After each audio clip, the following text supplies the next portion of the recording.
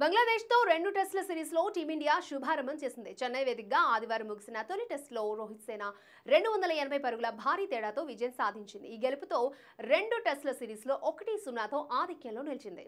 8 నెలల సుదీర్ఘ విరామం తర్వాత టెస్ట్ క్రికెట్ ఆడిన టీమిండియా విజయంతో రెడ్ బాల్ ఫార్మేట్ను ప్రారంభించింది. టీమిండియా హెడ్ కోచ్ గౌతమ్ గంభీర్కు ఇది తొలి టెస్ట్ మ్యాచ్ కాగా ఈ విజయంపై అతను సంతోషం వ్యక్తం చేశాడు.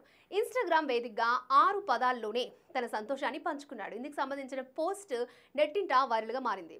భారత విజయానికి సంబంధించి ఇన్స్టా వేదికగా 2 స్టోరీలు పంచుకున్నారు గౌతమ్ గంభీర్. మైదానంలోకి అడుగు పెడుతున్న ఆటగాళ్ల ఫోటో ఒకటి, ఆట మధ్యలో ఆటగాళ్లు సమావేశమైన మరొక ఫోటోని వాటికి జత చేశాడు. రెండింటికి అద్భుతమైన ఆరంభం, వెల్ డన్ బాయ్స్ అనే క్యాప్షన్ ఇచ్చాడు.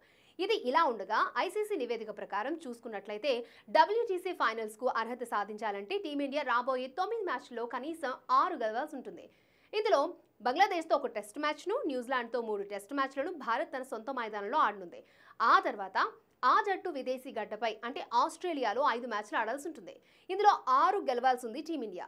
ఇక ఫైనల్కి చేరాలంటే ఐసీసీ వరల్డ్ టెస్ట్ ఛాంపియన్షిప్ పాయింట్ల పట్టికలో భారత్ టాప్ 2లో ఉండాలి. ఆ తర్వాత 5 మ్యాచ్లు గెలిచినా, ఒక మ్యాచ్ను డ్రా చేసుకున్నా భారత్ ఫైనల్కి వెళ్తుంది.